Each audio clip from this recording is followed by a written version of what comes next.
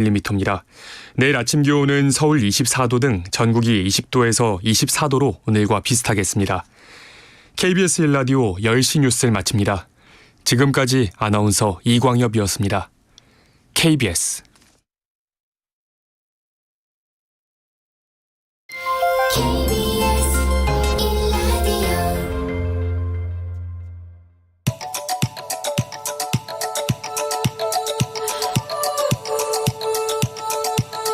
김성환의 시사야.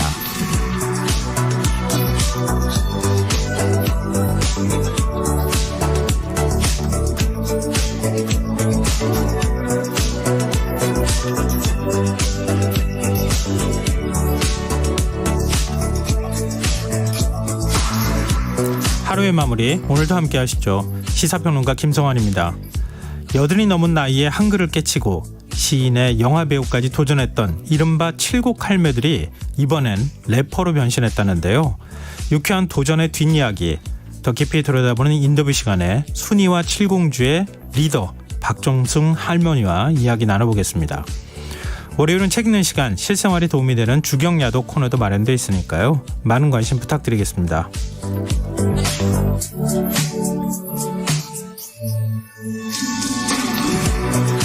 김성환의 시사는 청취자 여러분들의 관심과 참여 기다립니다. 방송 내용과 관련해 의견 있으신 분들은 문자 보내주십시오. 당첨된 분들께는 모바일 쿠폰 보내드릴 텐데요. 참여하실 번호는 샵9730이고요. 짧은 문자 50원, 긴 문자는 100원의 이용료가 부과됩니다.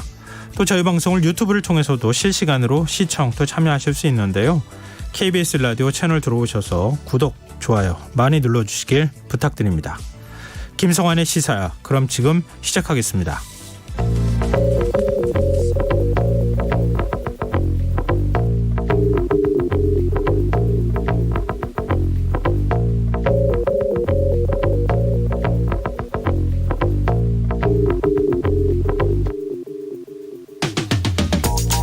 지난 7월이었죠. 폭우가 쏟아지는데도 도로를 통제하지 않아서 14명이 안타까운 목숨을 잃어야 했던 오송 지하차도 참사, 아마 다들 기억하실 겁니다.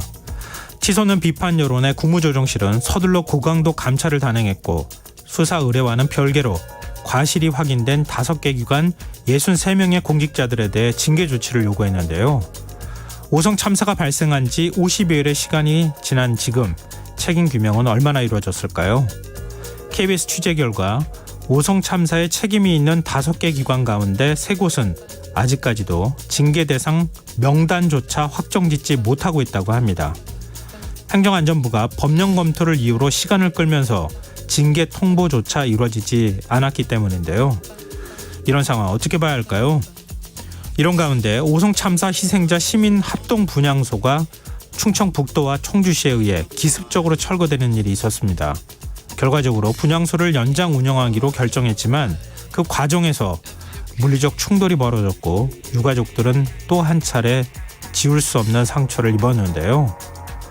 왜 유족들은 계속 투사가 되어야만 하는 걸까요?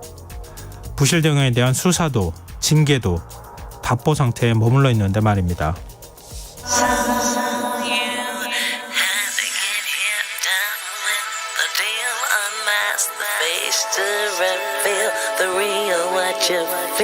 You and your everyday situations, all the unnecessary complications. 오늘 밤 당신 안에 꿈틀거리는 지식 충전 본능이 깨어납니다. 여러분의 자유탐구 영역 김성환의 시사야.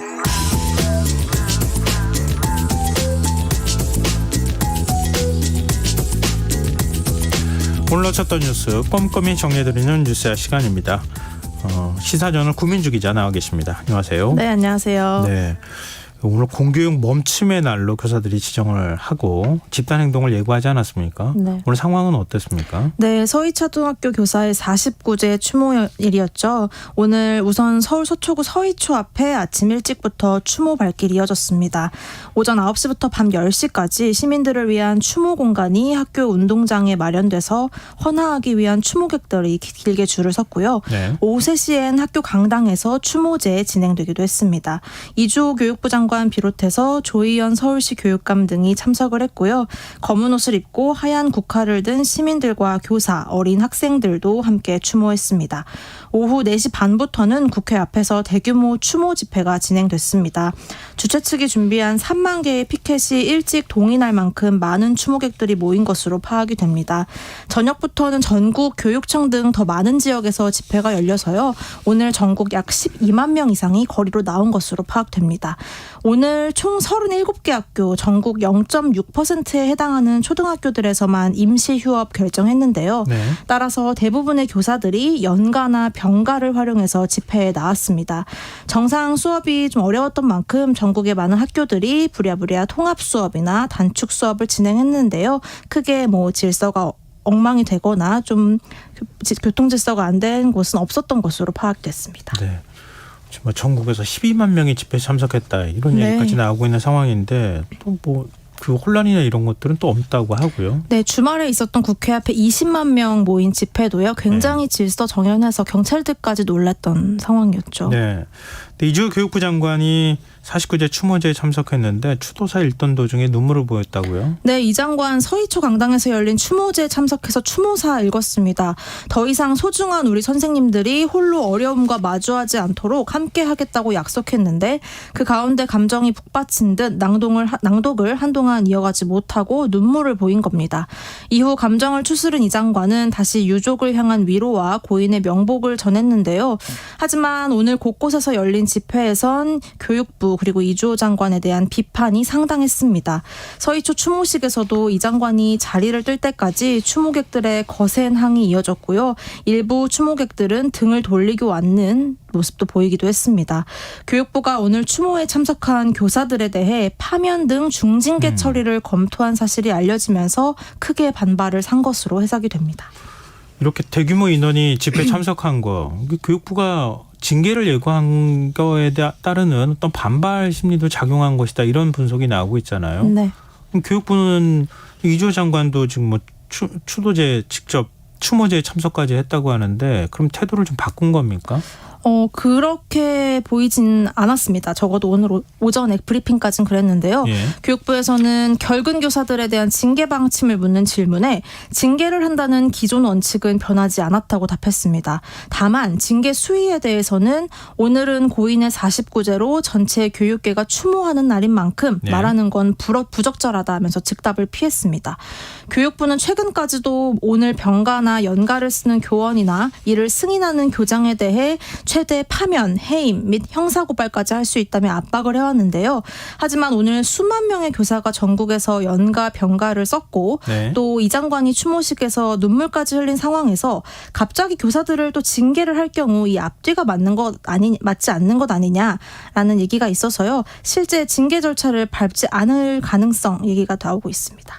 윤석열 대통령도 언급을 했다고요. 교사 의견에 귀 기울여야 할 필요가 있다는 발언을 하지 않았습니까? 네, 오늘 오전 수석 비서관 회의에서 지난 주말 현장 교사들이 외친 목소리를 깊이 새겨서 교권 확립과 교육 현장 정상화에 만전을 기하라라고 지시를 했는데요. 예. 당장 기자들이 대통령실 관계자에게 교육부의 징계 예고가 오늘 대통령 말씀과는 배치되는 것 같다라고 지적을 했는데 교육부로선 관련된 법을 준수할 필요가 있겠지만 그 법을 적용하는 데 있어 어느 정도 유연성을 발휘할 수 있다고 답했습니다. 교육부의 앞선 징계 예고와는 좀 거리를 둔 것입니다. 네. 정치권은 교권 회복과 관련해서 어떤 대책을 좀 마련하고 있습니까? 네, 교권 회복 4법 논의를 여야가 진행할 예정인데요. 오는 7일 교육위가 법안 소위 열고 법사위 회부를 거쳐서 이르면 오늘 21일 본회의에서 의결할 전망입니다. 교원의 정당한 지도를 아동학대로 보지 않고 또 민원 처리 책임을 학교장이 지도록 하는 등의 내용이 담길 예정인데요. 여야 모두 모처럼 법안의 신속 처리에 한 목소리 내고 있습니다. 교사들의 집단행동에 대해서 여야는 좀 엇갈린 시각을 보였다고요? 네, 이 집단행동 문제에 대해서는 좀 엇갈리는데요. 여당은 이 집단행동에 대해서는 자제를 촉구하고 있고 야당은 신성한 추모에 불법 딱지를 붙이려 한다면서 정부의 대응 비판하고 또 적극적인 연대 메시지 보내고 있습니다. 특히 국민의힘 측에서요. 이 추모 집회에 대해 전교조 개입설을 꺼내들면서 교사들의 굉장한 반발 사고 있습니다. 강민국 국민의힘 수석 대변인은 어제 어제 국회에서 공교육 멈춤의 날과 관련한 당의 입장을 묻는 질문에 전교조를 겨냥해서 어느 특정 단체로 인해 교육 현장과 교실이 정치 투쟁으로 변했다고 말해 논란을 빚었고요. 네. 또 교권 훼손과 관련해서는 학생 인권만 강조한 특정 단체, 신성한 선생님을 스스로 노동자로 격하시킨 단체에 책임이 있다라고 말해서 이 도대체 노동자를 어떻게 생각을 해왔길래 이런 말을 할 수 있느냐, 노동관 논란까지 일으키기도 했습니다. 이번에 교사들이 정교조가 이번 행사 다 주최한 건 아니죠? 아니고요. 교사들은 이 정치 개입설이나 이런 단체 개입설을 굉장히 주의하면서 예. 우리 여야 모두를 고루 초대하고 이런 단체들과는 거리를 두는 모습을 보였습니다. 교사단체가 지금 굉장히 많아진 거죠. 숫자가 다양합니다. 예전하고 좀 네. 많이 달라진 거고. 정교조가 주말에 한 20만 명을 동원할 만큼 조직력이 오늘- 지금 될까? 그쵸. 어느 한 단체가 주도를 했다고 보기엔 굉장한 무리가 있는 집회였습니다. 네. 근데 지금 이번 사태의 어떤 발단이라고 할 수 있는 서희초등학교 교사 사망 사건. 이거 지금 수사가 어디까지 진행되고 있습니까? 서희초 교사가 사망한 게 7월 18일입니다. 벌써 한 달이 훨씬 지났는데요. 수사에는 별다른 진척이 없다는 지적이 추모 집회 현장 곳곳에서 제기됐습니다. 문제가 됐던 가해 학부모가 현직 경찰과 검찰 수사관이라는 얘기가 나오면서 제 식구 감싸기 아니냐, 의도적으로 수사 진행을 늦추고 있는 것 아니냐라는 주장까지 나오고 있는 상황인데요. 네. 경찰은 서희초 교직원 60여 명을 상대로 탐문을 했고 또 고인과 연락한 학부모도 참고인 신분으로 불러 조사를 하는 등 여러 수사를 펼쳤지만 범죄 혐의는 다 찾지 못한 상황이라는 입장입니다. 네, 알겠습니다. 다음 이슈로 가보죠. 육군사관학교의 홍범도 장군 흉상 이전 방침에 대해서 문재인 전 대통령이 비판하는 글을 SNS에 올리니까 대통령실이 또 반박하는 일이 있었어요. 네, 우선 어제 문재인 전 대통령이 자신의 SNS에 흉상 철거에 대해서 좀 반대 입장을 다시 한번 내면서 예. 육사 차원에서 논의된 일이라 하더라도 이 정도로 논란이 커졌으면 대통령실이 나서서 논란을 정리하는 것이 옳다라고 밝혔는데요. 지난달 27일에도 문 전 대통령은 이 흉상 이전 움직임에 깊은 우려를 표한다고 적었었는데 또 한 번 반대 의견을 낸 것입니다. 그러자 이번엔 대통령실이 불쾌감 드러냈는데요. 예. 대통령실 관계자가 이 문제는 대통령실이 나서지 않는 게 문제가 아니라 전직 대통령이 지나치게 나서는 게 문제라면서 굉장히 날을 세웠습니다. 그러자 야당이 다시 나섰는데요. 네. 전임 대통령의 지적에 반성은 못할 망정 책임을 떠넘기려 하다니 뻔뻔하다면서 5년짜리 윤석열 정권이 겁없이 역사를 전복하려고 나선 게 문제의 본질이다라고 맞받아쳤습니다. 좀 시끄럽네요. 그리고 해군 잠수함이죠. 홍범도함 한 명 변경 문제. 이거 네. 어떻게 정리되고 있는 겁니까? 이종석 국방부 장관, 국방부가 해군은 뭐 한 명 변경을 검토하지 않고 있다 이렇게 또 얘기를 하다가 국방부 장관이 명칭 한 명 변경하겠다는 식의 얘기를 했어요 또. 네, 홍범도함 명칭 바꾼다, 유지한다, 오락가락하면서 잡음 계속 일어나고 있는데요. 결국에 오늘 이종섭 장관의 말을 봤을 때는 한 명을 변경하는 쪽으로 가닥을 잡은 것 같습니다. 네. 오늘 국회 예결위에 출석한 이 장관, 홍범도함 명칭에 대해 검토가 필요하다고 보고 있다라고 밝혔는데요. 불과 나흘 전인 지난달 31일 한덕수 총리가 홍범도함 한 명 변경 검토 필요성을 언급한 것과 관련해서 네. 이 장관이 변경을 검토한 적 없다고 했었거든요. 그런데 그 사이에 입장이 또 바뀐 겁니다. 지난주엔요. 같은 날 브리핑을 진행한 국방부 대변인과 해군의 공보팀장이 각각 변경을 검토해야 한다, 또 검토한 적 없다로 엇갈린 입장을 내기도 했고요. 굉장히 이렇게 엇박자를 내고 있는 상황입니다. 또 그런 가운데 국방부 공식 홍보기관이죠. 국방홍보원의 유튜브 채널에선 홍범도 장군의 업적을 다뤄온 영상들이 줄줄이 비공개 처리되는 일도 있었고요. 국방홍보원이 그 대신 메가더 장군을 다룬 컨텐츠를 앞으로 방영할 예정이라고 밝히면서 국방부가 이렇게 이념 갈라치기에 앞장서고 있다라는 비판 나오고 있습니다. 근데 국방부 앞에 있는 홍범도 장군 흉상은 또 철거하지 않는다면서요? 그렇게 또 말을 바꾼 게요. 아무래도 굉장히 보수 진영에서도 부정적인 여론이 우세한 만큼 계속 이렇게 좀 온도차를 보이면서 좀 간을 보고 있는 것 아니냐 이런 얘기 나옵니다. 글쎄요. 예비 장교들은 교육받을 때 홍범도 장군한테 격려하면 안 되고 네. 국방부 앞에는 훨씬 더 높은 장성들이 들락날락하는 것 아니에요? 근데 거기는 괜찮아요? 뭔가 좀 안 맞는 얘기인 것 오락가락하죠. 같다는 생각이 네. 드네요. 자, 지금 여러분께서는 KBS 라디오 김성환의 시사회와 함께하고 계십니다. 계속해서 뉴스와 이어가겠습니다. 국회 예결특위가 나흘째 결산심사 이어가고 있는데요. 이건 예산심사하고 다른 거잖아요. 네. 근데 무소속 윤미향 의원이 조총련 주최 행사에 참석한 것 두고 지금 여당에서 적극적으로 문제 제기를 하고 있어요. 네, 여당이 굉장히 성토를 이어가고 있는데요. 윤미향 의원이 지난 1일 일본에서 친북 단체인 조총련 주최 간토 대지진 조선인 학살 추모식에 참석을 했다는 겁니다. 국민의힘 의원들은 이 반국가 세력인 조총련 행사에 의원이 혈세를 써서 다녀왔다라면서 또 국회에는 목적을 숨기고 허위로 협조 요청을 했다. 결국 네. 주일 대사관의 협조를 받아 차량 지원까지 받았다면서 직권남용 소지를 지적했고요. 또 국회 윤리위에 오늘 윤 의원을 제소하기도 했습니다. 이러한 지적이 여당에서 이어지자 김영호 통일부 장관, 박진 외교부 장관도 반국가 단체에 참석한 건 현행법 위반이라며 동조를 했는데요. 이에 윤미향 의원은 조총련이 아니라 시민사회단체로 구성된 추도실행위원회 주최 행사에 참석한 것이라고 해명을 내놨습니다. 윤석열 대통령이 사실은 윤미향 의원을 겨냥한 발언이라고 봐야 되겠죠. 맞습니다. 오늘 오전에 수석 비서관 회의에서 한 말이었는데요. 네. 자유민주주의를 흔들고 파괴하려는 반국가 행위에 대해 정치 진영에 관계없이 단호히 대응해야 한다고 말한 겁니다. 그동안 윤 대통령이 거듭 외쳐온 이 반국가 세력의 반국가 행위였다는 건데요. 이어서 대통령실 관계자도 국민 세금 받는 국회의원이 반국가 단체 행사에 참석해 남조선 괴뢰도당이라는 말까지 들으며 앉아있는 행태를 어떻게 국민들이 이해하겠나라고 저격을 했는데요. 이를 두고 윤 대통령과 대통령실 그리고 여당이 홍범도 장군 관련해서는 비교적 소극적인 입장을 보이면서 이 윤미향 건에 네. 대해서는 굉장히 즉각적이고 단호하게 대응을 하고 있다는 점에 대해서도 문제 지적하고 있습니다. 윤석열 대통령이 그동안에 얘기했던 것처럼 공산 전체주의, 맹종, 추종 세력 네. 이거하고 좀 맞아떨어진 측면이 있어서 더 그런 거 아닌가? 이런 그래서 생각이 좀 들긴 네, 하는데. 바로 이렇게 메시지를 낸 것으로 보입니다. 또 반대로 생각하면 지금 아직도 지금 총련과 민단을 나누고 일본 조선인하고 일본 제일동포를 어떻게 규정할 거냐 이 논쟁을 우리가 다시 해야 되는 건가 네. 이런 생각도 하게 되고 하여튼 좀 복잡하네요 내용이. 자, 국회 예결위에서 고 최수근 상병 사건 수사 외압 두고 논란 이어졌다고요. 네, 고 최수근 상병 사건의 대통령실 외압설 관련해서 오늘 이종섭 장관 국회에 출석해 다시 한번 사실 무근이라고 강조했습니다.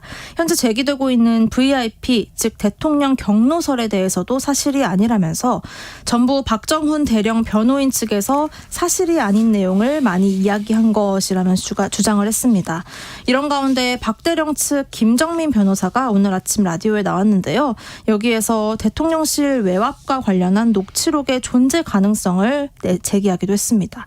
김 변호사는 큰 전쟁이 될 수 있는 싸움에 단단히 무기부터 챙기는 게 상식 아니냐. 그렇지 않다면 정말 너무 순진한 것 아니냐라고 말한 건데요. 네. 녹취가 있다. 충분히 준비가 돼 있기 때문에 이런 큰 전쟁이 될 수 있는 싸움에 나선 것이다라는 거를 좀 짐작케 하는 내용이어서 진행자가 녹취가 그럼 실제 있다는 것이냐라고 다시 물었고요. 네. 그러자 김 변호사는 녹취가 있어야 맞다고 생각한 것이지 박 대령에게 확인하진 않았다라고 답을 했습니다. 하지만 이 답변을 둘러싸고 녹취록이 분명하게 있기 때문에 이렇게 싸움을 당당하게 진행을 하는 것 아니냐라는 얘기들이 나오고 있어서요. 앞으로 좀 녹취록의 존재가 나올 가능성 제기되고 있습니다. 그러니까 박 대령하고 해병대 사령관하고 네, 예, 당시. 나눈 내용을 네.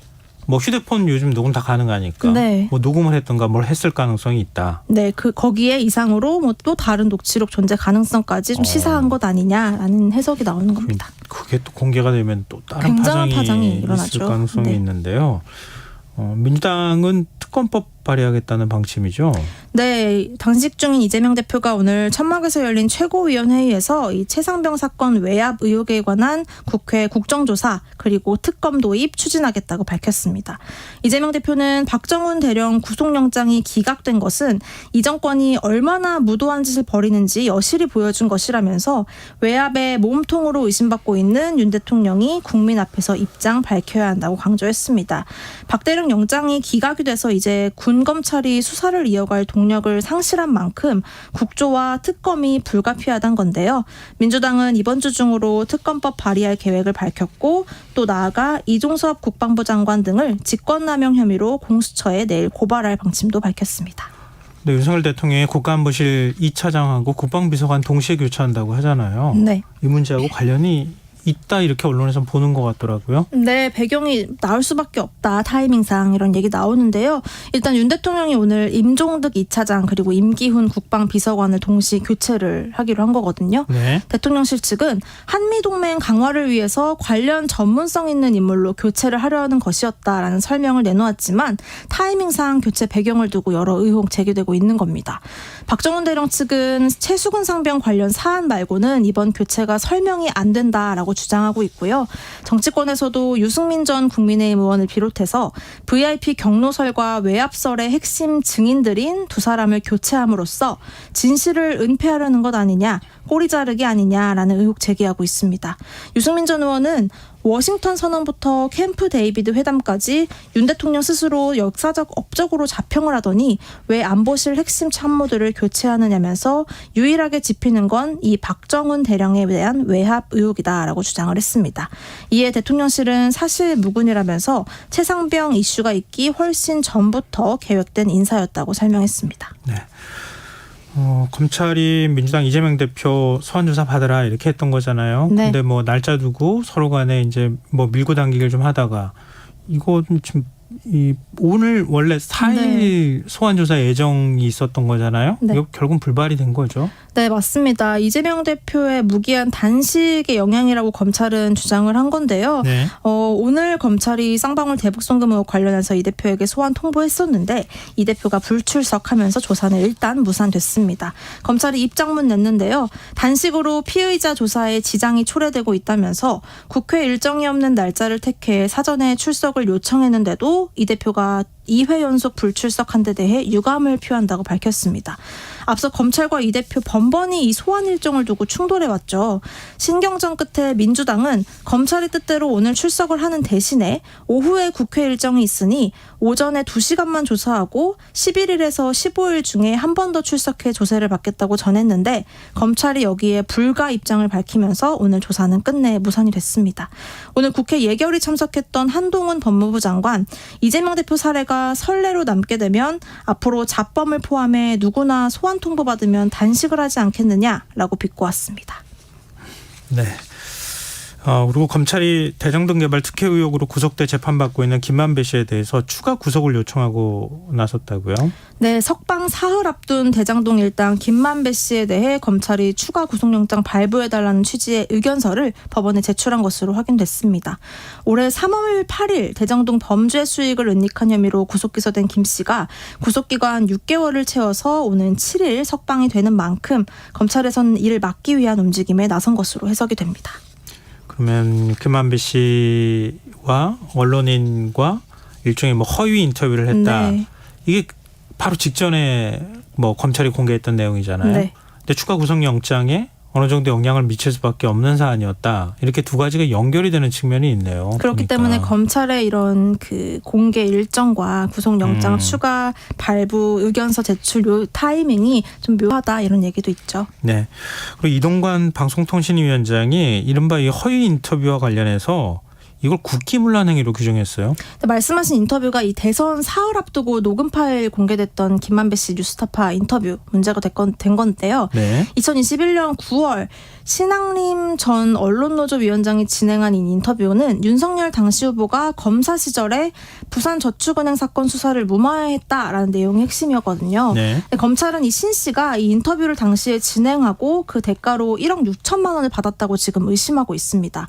국민의힘은 윤석열 후보에게 당시 불리하게 기획된 가짜 인터뷰였다. 이것이 서서히 드러나고 있다고 주장을 지금 펼치고 있고요. 이동관 방통위원장까지 적극 가세했습니다. 오늘 국회 과방위 회의에 출석해서 가짜뉴스에 그치는 수준이 아니라 이건 중대 범죄 행위고 즉 국가문란 행위다라고 강하게 비판을 했고요. 국기문란 행위. 네, 예. 국기문란 행위라고 예. 했고요. 그러면서 수사기관과 별개로 방심위 등을 통해 엄중 조치하겠다고 예고하면서 가짜뉴스 원스트라이크 아웃제 도입까지 시사했습니다. 이를 두고 이동관 위원장이 이 건을 지렛대 삼아서 언론 장악을 본격화하려는 것 아니냐라는 관측도 제기되고 있습니다. 그러니까 지금 그 대상이 되는 게 뉴스타파잖아요. 네. 그동안에 뭐 도이치모터스 주가 조작 사건이나 이런 것들 적극적으로 탐사보도 하고 보도했죠. 폭로해왔던 언론사인데 네. 원스트라이크 아웃이라 그러면 언론사로서 역할을 못하게 하겠다 이런 뜻으로도 비칠 수 있는 거네요. 이런 정부에서 규정하는 이 가짜뉴스를 보도한 언론사에 대해서는 한 번에 바로 아웃을 시켜서 보도를 못하게 하겠다고 하니까 이런 언론 장악 아니냐 이런 우려가 나오는 게 글쎄요. 이게 자연스러운 것 같습니다. 확인되지 않은 이거 최종적으로 확정되기까지는 시간이 필요한 거 아닙니까? 그렇죠. 예를 들면 뭐 법원의 판단이라든가 이런 것들이 있어야 되는데 방심위를 통해서 그 차원에서 이제 당장 원스트라이크 아웃이 굉장히 위험한 글쎄요. 네, 이거 시도죠. 언론인들이 어떻게 생각할지 모르겠네요. 자, 오늘 뉴스 여기까지 하겠습니다. 지금까지 시사저널 구민주 기자였습니다. 고맙습니다. 고맙습니다.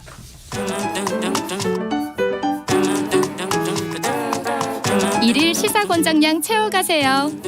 골고루 담았습니다. 당신만을 위한 하루 시사 김성환의 시사야. 80이 넘은 나이에 한글을 깨치고 유쾌한 도전을 이어가고 있는 이른바 칠곡 할매들 이야기 들어보신 적 있으실 겁니다. 할머님들이 직접 쓴 글씨체는 칠곡 할매 글꼴로 만들어져서 대통령 연하장에 사용되기도 했는데요.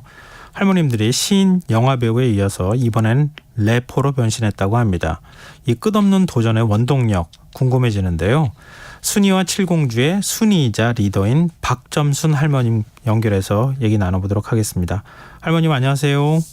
네, 안녕하세요. 네, 이 순이와 칠공주 이 예. 그룹 명칭이더라고요. 네. 예, 일단 자세한 이야기를 나누기에 앞서서요. 할머님 간단한 자기소개하고 칠공주 멤버들에 대한 소개를 좀 해주시면 어떨까 싶어요. 이거 우리는 뭐 나도 많고 해가 촌 할매라 그랬잖아. 나 할 줄도 모르는데 이걸 그래가지고 또 내가 될란지 모르겠습니다. 편하게 해주시면 돼요. 네. 대리는 순이와 칠공주 리더 박점순입니다. 그래서 이제 제일 연세 많은 어르신은 92세 정두희 최고 어르신 그또 80도 7세 또 이필선 또 87세 서문서 예. 김태희 생정대 대구대 이옥자 막내 75세 장옥금입니다. 네.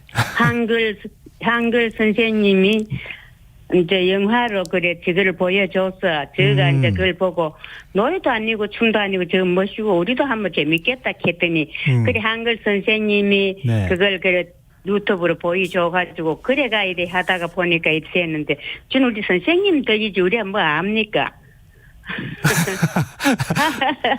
아니요, 지금 말씀 듣다 보니까요. 지금 박점순 할머님이 그럼 예. 한 나이로 따지면 한 딱 중간쯤 되시는 거예요? 예, 저는 뭐 80 뭔가 됩니다. 근데 지금 리더를 맡으신 거잖아요. 네. 좀 질투하시는 분이 없으시던가요? 예, 없고 그래가지고 이제 저거는 뭐 이래 선생님이 하락하는 데를 이래 하는데 뭐 할 줄도 모르고 해가지고 엄청 힘듭니다. 지금도 뭐. 아니 원래 그 젊은 예. 사람들끼리는요 이렇게 래퍼 그룹 만들잖아요. 그럼 리더라고 하죠. 할머님 네, 역할 네. 있죠. 할머님 역할 맡는 사람이 굉장히 중요하거든요. 서로 예, 맡겠다고 해요. 할머님은 제가 하겠습니다 이렇게 얘기하셨어요? 아니, 그것은 시기가 하는데 내가 뭐 할 줄 압니까? 그거 사르케가 하는데, 예. 아, 그러셨어요? 나 잘 몰라요. 아, 옛날에 뭐 할매들도 공부를 했습니까? 누마 뜨면 홈이 들고 밭에 가 길쌈에는 매지, 딴 거 뭐 하는 거 뭐 있어야지, 예. 아니 근데 이제는 유명 인사세요. 아이고, 유명히 할 줄도 모르는데, 그래, 이제 이걸 맡아가 하다 보니, 거래 얻어서 와가, 사진 찍을 카드, 이렇게, 서울까지 여서 어디까지 번져가지고, 이래가, 촌의 할매들이 할라지 모르겠습니다. 아, 그동안에 언론 인터뷰 혹시 안 하셨어요? 예, 출국, 군에서 와가지고, 그 공무원님이, 이걸 뭐 이래 하라고 조금 이제 가르쳐 줍니다. 한번 와가 그래 해봤어요. 한번 하고는 아직까지 해보지도 안 하고 했는데, 예. 처음인데 아직까지 어디 연습을 했나, 아래 그래가지고, 가게 이래가지고 하는데, 예. 잘 못하겠습니다, 저거는. 초원 아유. 할매들이 뭐 말도 할 줄 아는 뭐 하노, 예. 그럼 지금 그 원래 한글 가르쳐 주던 선생님이 랩 예, 한번 예. 해보실 생각이 있으세요? 이렇게 먼저 제안을 하신 거예요? 예. 아니, 우리가 그 선생님 보여주길라, 예. 그거 뭐, 우리도 하면 재미 좋겠다. 그, 뭐, 아. 노을달 춤다 저기 뭐 주고, 재미는 있다. 이 하면 했더만, 그 예. 선생님 그래 해가 와가지고, 예. 그래가지고 이제 우리가 이제 하면 해봤습니다. 그러면 예. 막상 랩을 해보시니까 어떠세요? 뭐 해보니까 잘 되지도 않아. 우리 뭐 모르고 뭐 이제 이렇게 하락한 대로 이제 그래 좀 뭐 한번 해보는데 예. 예. 뭐 할 줄 알아야지 뭐 이제 진짜 처음 시작에 지금 이제 한 4일 됐는데 뭐 할 줄 알겠습니까? 아유. 그 옷도 래퍼처럼 옷을 다 맞춰 입으셨던데요? 예, 옷은 그 선생님 그래 그 사가 왔어요. 사가 와갖고 다 맞춰가 입었습니다. 네. 근데 벌써 노래를 꽤 여러 곡을 만드셨어요. 그 여러 곡 만들어도 뭐 아직까지 입에 익지 참 익숙하질 안 해가지고 뭐 그냥 그래 저래 하는데 서툴합니다. 그럼 할머님들이 그동안에 시 쓰신 거나 이런 거를 그 래퍼 가사로 해서 노래를 만드신 거잖아요. 랩을. 네네. 어떤 게 제일 할머님이 좋아하시는 거 얘기해 주셔도 좋고요. 어떤 게 있어요? 뭐 지금 이제 또 친구가 치 썼는 거 그거 외우고 지금 있고요. 지또 뭐 한 가지 썼는 그거 하고 뭐 그렇습니다. 할머님들의 경험담을 시로 만들어서 그 네. 시를 그냥 랩으로 만든 거네요. 네, 시로 내부 만들고 뭐 또 뭐 꼬치밭에 꼬치다 그런 것도 뭐 좀 매콤하면서 하고 이제 그렇게 합니다. 가장 지금 이제 연습하고 계실 거 아니에요, 한창. 예. 가장 자신 있는 부분 한 소절 혹시 부탁드려도 되겠습니까?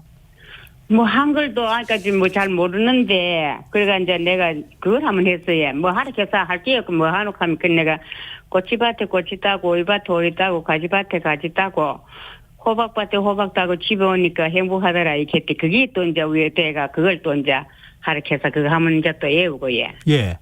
그래 이제 또 뭐 안주까지 극하고 이제 시 썼는 걸 그래 이제 친구들은 학교 가고 있는데 나는 담 밑에 쭈그리고 앉아 울고 있었지 설거지 했지 극하면 그래 이제 그 시를 가지고 또 이제 만들고 있고 예. 예. 또 이제 그렇고 또 저 누가 또 시 썼는 걸 이제 그래 흑색골도 하니 성경골도 하니 항아골 셋째 딸로 태어나 오빠들은 모두 공부를 하고 그래 딸이라고 나는 공부를 안 하고 학교 구운데 못했니까 그런 또 이제 시를 가지고 또 이제 그래 한번 또 해보고 이렇게 합니다. 아니 근데 마지막으로 그 공부 얘기하시면서 잠깐 울먹이신 것 같아요. 예, 내가 꼴짜서 태어나가 셋째 딸로 태어나가지고 예. 오빠들 모두 공부를 하고 그래. 나는 그래 참 딸이라고 공부를 안 시키가 학교 구경도 못 하고 그래 좀 결혼을 해가 이리 왔더니 그래 와가지고 이리 살다 보니 늦게 와가 이런 일도 있고 엄청 참 좋다고 제가 생각하고 있습니다. 네, 할머니 말씀 듣다 보니까요. 그러니까 랩이라는 게 원래 그렇다 그러잖아요. 자기들의 얘기를 가사로 써가지고 거기에 리듬을 조금 더 얹어가지고 하는 게 랩이잖아요. 예. 할머님도 그냥 지금 말씀하시는 게 다 랩인데요. 지금 그냥 거기에 리듬만 조금 더 얹으면 그냥 다 랩이 되겠는데요. 모르겠습니다. 그래 이제 그래가 이거 이제 멋대로 지키고 이제 그냥 하다가 보니 그래 이제 또 이제 애간에 또 그 이제 또 가서 이제 또 성인문화회관에 가서 한 마당 그것도 한번 해보고 한번 옛날에는 몇 년 전에 나가가 하고 이랬습니다. 1년에 하면서 그 나가가 그 우리 그때 내비를 가는 건 아니고 그냥 가가지고 이제 공부하는 할매들이 가서 이제 뭐 연극을 하나 만들어가 선생님하고 같이 가가 또 그래 한번 하고 그래 했습니다. 이게 뭐 사실은 이제 하시다 보니까 자연스럽게 할머님들의 말이 랩이 됐고 또 뭐 옆에서 그러면 한번 해보시는 게 어떨까요? 이렇게 해서 시작은 하긴 하셨지만 하시니까 어떤 게 좋으세요? 뭐 별로 찍기 다 재미는 있어요. 이거 뭐 이것도 하고 저것도 하니까 잘한다고 있고 못한다고 있고 그래 뭐 여럿이 모이갖고 그카니 이제 이 나이에 그래 모이가 그카니 그것도 얼마나 좋은지 뭐 어디서 그하고 저서 그하고 사진도 찍으러 오고 하니까네. 아이고 할매들이 뭐 좋아가지고 가긴 간데 잘 하지는 못합니다. 아니 지금 잘하세요. 아까 말씀하셨던 걸 조금 더 빨리 하시면은 뭐 얼마든지 멋있는 랩이 될 것 같습니다. 네. 그럼 앞으로도 지금 어느 정도 매일매일 만나서 연습을 하시는 거예요?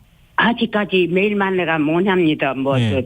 초는 좀 일도 그렇고 이래가지고. 예. 그러니까 이제 내일부터는 이제 계속 5분쯤은 이제 좀 만나가지고 뭐 연습을 한다 이갑니다.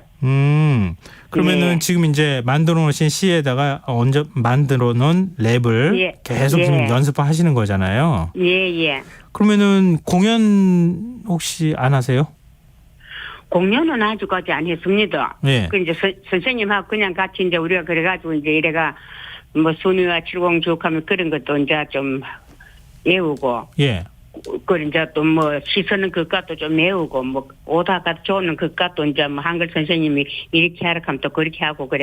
우리는 한글 선생님을 잘 만나가 할매들이 촌할매들이 엄청 뭐 잘 지내고 있습니다. 아, 그 선생님이 그 한글 깨칠 때까지 계속 도와주셨던 분이에요? 예. 아. 아마 한 9년 째 납니다, 우리 집. 오래 만나셨군요. 예. 근데 이우정 선생님이라고 한글 선생님인데 엄청 좋습니다. 이번 기회에 한 말씀 해주시죠, 뭐 그 선생님한테. 예, 그 선생님이 그래 가르쳐 줘가지고 우리가 안 그러면 뭐 어디가 무엇이었던도 모르겠는데 선생님이 애를 써가지고 뭐 전부 다 신경 써가 이런 거 저런 거 다 가르쳐 줘가지고 우리는 따라서 이제 그렇게 하고 있습니다. 그래 글이 모두 능풍산해 가지고 네. 글로 이제 옛날에 한다는 거 요즘 그래 나가 이리 들어가 배운 게 뭐 두자 배우면 한자 잊어보고 배아도 만나 그기인데 그래서 이제 배워 가지고 뭐 이것저것 그래 좀 쓰는 것도 쓰고 하는 것도 하고 뭐 그렇습니다.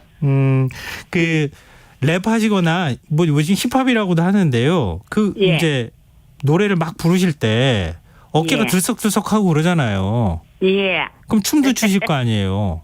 네. 춤도 뭐 혹시 그래- 따로 배우세요? 춤은 하게 안 배웁니다. 그러면 춤. 몸이 막 움직일 땐 어떻게 하세요? 그 춤은 안 하고 이제 이렇게 하면 이제 내가 그렇게 했지 이렇게 하면 이제 이래 그래 얼렁거리면 그렇게 합니다. 그래. 다시 듣고 싶어요. 방금 전에 하신 거. 예. 너무 신난 느낌이었어요.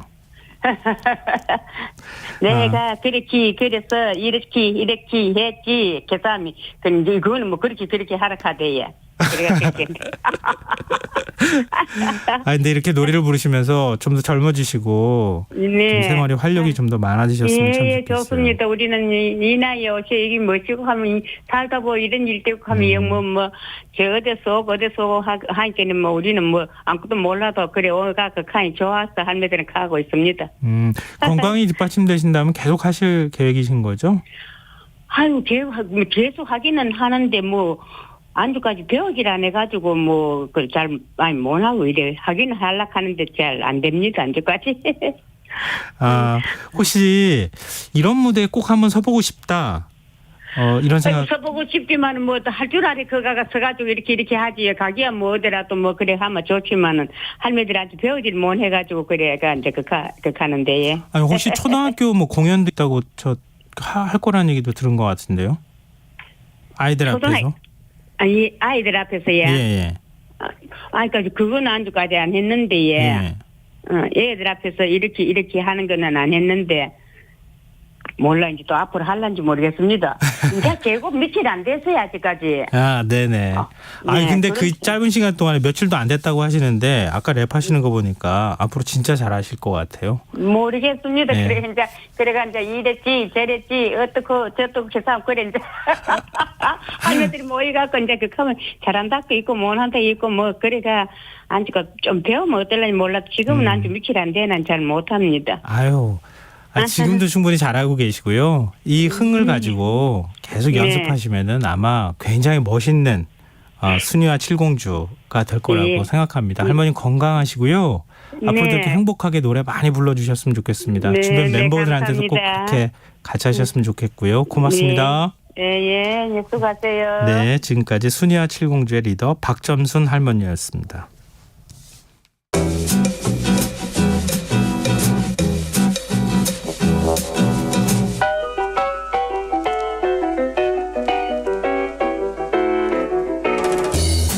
흔히들 다른 사람을 공감하기 위해선 입장을 바꿔놓고 생각해보라 이런 이야기를 많이 하는데요. 이런 논리가 누구에게나 다 통하는 걸까요? 실생활에 도움이 되는 책 함께 읽어보는 시간이죠. 주경야독 성신여자대학교 겸임교수이자 북튜버 이시안 작가와 함께하겠습니다. 안녕하세요. 네, 안녕하세요. 네, 오늘은 어떤 책 함께 읽어볼까요? 네, 오늘 소개해드리는 책은요. 자폐 스펙트럼 장애에 ADHD까지 진단받은 사람의 지구 생존기라고 할 수 있습니다. 지구 생존기요? 네. 네. 일단 이 책에서 제일 앞에 그런 게 나와요. 네. 지구에서 산 지 5년째 되던 해에 이 책의 작가가 엄마한테 인간 사용 설명서 같은 건 없냐라고 물어봤다고 하죠. 네. 그러니까 도무지 인간의 언어, 행동 이런 것들에 대해 이해할 수가 없다라고 말해요. 그러니까 이 어린 시절 에피소드를 하나 소개하는데 네. 그러니까 전화가 왔대요 집에. 네. 그래서 엄마 계시니? 라고 했는데 이 친구가 그러니까 5살 6살 때잖아요. 네. 네 계세요? 하고 끊은 거예요. 그것만 물었으니까. 네. 그 엄마가 무슨 전화야 그랬더니 네. 내가 잘 처리했다고. 그러니까 이 친구한테는 엄마 계시니라고 그걸 물었으니까 거기에 대한 답을 정확하게 했고 네. 근데 그런 것들이 엄마 계시니가 바꿔줘라는 말과 같다라는 것들을 이해를 못하는 거죠. 네, 그래서 도무지 인간의 언어, 행동 이런 것들을 이해를 할 수 없다. 뭐 그런 것들을 그래서 인간 사용 설명서를 있었으면 좋겠다라고 얘기한 건데 네. 그러다가 이 책을 만든 거예요. 나중에 커가지고 이 책의 영어 원제가 네. 영어로 Explaining Human이거든요. 네. 그러니까 인간 설명인죠. 인간 설명하기 뭐 이쯤 되는데 한국어 제목이 조금 더 멋있어요. 자신의 존재에 대해 사과하지 말 것입니다. 저자는 자폐 스펙트럼 장애를 진단받은 과학자 카밀라 팡이에요. 근데 제목은 누구나 한국 제목 되게 잘 달았어요. 네, 찾아보니까. 네 맞아요. 한번 읽어보고 싶어 이런 생각이 딱 느껴지게 네, 맞습니다. 그 제목을 만들었는데요. 근데 여러 가지 장애를 갖고 있는 거잖아요. 네, 네. 사실 뭐 ADHD의 경우에는 장애다 아니다 뭐 이런 논란이 있기는 네. 하지만 근데 과학자로서 그걸 어떻게 풀었을지가 궁금해요. 네, 일단 이 사람은요 대단합니다 진짜. 예. 1992년생이거든요. 예. 그 30대 초반이에요. 컴퓨터 생물학에서 박사도 받고 네. 제약회사에서 포닥으로 입사를 하게 됐고요. 다양한 과학 분야에 뛰어난 소양을 가지고 있고요. 무엇보다 전 세계적으로 좀 베스트셀러가 된 오늘 소개해드린 책 있죠. 이게 네. 2020년에 나왔는데 심지어 그때 나올 때는 28살에 이 책을 만든 거예요. 근데 영국 왕립학회에서 최우수 과학 도서상을 받기도 했습니다. 그래서 네, 저는 이 책을 보면서 능력자인데요. 그러니까요. 저는 네. 이 책을 보면서 누가 생각났냐면 그 이상한 변호사 우영우 네네. 거꾸로 해도 뭐 그 우영우 있잖아요. 네. 이 비슷한 게 거기서도 자폐 스펙트럼 장애 가지고 있지만 우영우는 서울대 로스쿨 수석을 놓치지 않았고 네. 나중에 입사한 로펌에서도 엄청난 능력을 보이잖아요. 왠지 자기 분야에서 굉장히 뛰어나다라는 걸 보면 이 작가를 보면 우영우가 현실에 나타나면 이런 모습일 수 있겠구나라는 생각이 좀 들더라고요. 그러니까 우영우 한창 인기 있을 때도 네. 실제로 저런 사람이 몇 명 되겠어. 네, 그리고 있을 수 있나? 예, 뭐 같은 장애를 갖고 있는 사람들이 다 그런 건 아니야. 그렇죠. 이런 얘기들을 했었잖아요. 네, 네. 실제로 그런 사람이 있긴 하네요. 그러니까요. 네. 28살에 이 책을 썼다니까 진짜 믿어지지가 않더라고요. 네. 자, 그러면은 일종의 이제 자기와 외부 세계가 네. 어떻게 소통하는지를 설명하는 책이라고도 느껴지거든요. 네, 제가 맞습니다. 이야기로는. 네. 그걸 어떻게 소통한다고 지금 설명을 하는 건가요? 네, 뭐 예를 들면 자기 책에 대해서 뭔가를 설명하고 있을 거 아니겠어요? 네, 그렇죠.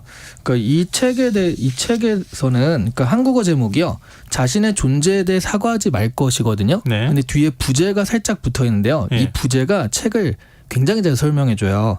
삶, 사랑, 관계에 닿기 위한 자폐인 과학자의 인간 탐구기. 이게 이제 부제거든요. 예. 사실 책에 부제를 붙일 때는요. 원래 그 제목은 좀 섹시한 제목. 그렇죠. 짧고 예. 이거 재밌겠다. 직관적으로 예. 팍 뭔가 오는 거. 근데 내용과 살짝 상관없는 경우도 가끔 있거든요. 네. 근데 주로 부제에서 사실 이런 내용이야라고 알려주는 경우들이 많습니다. 이 책의 구체적인 내용은요.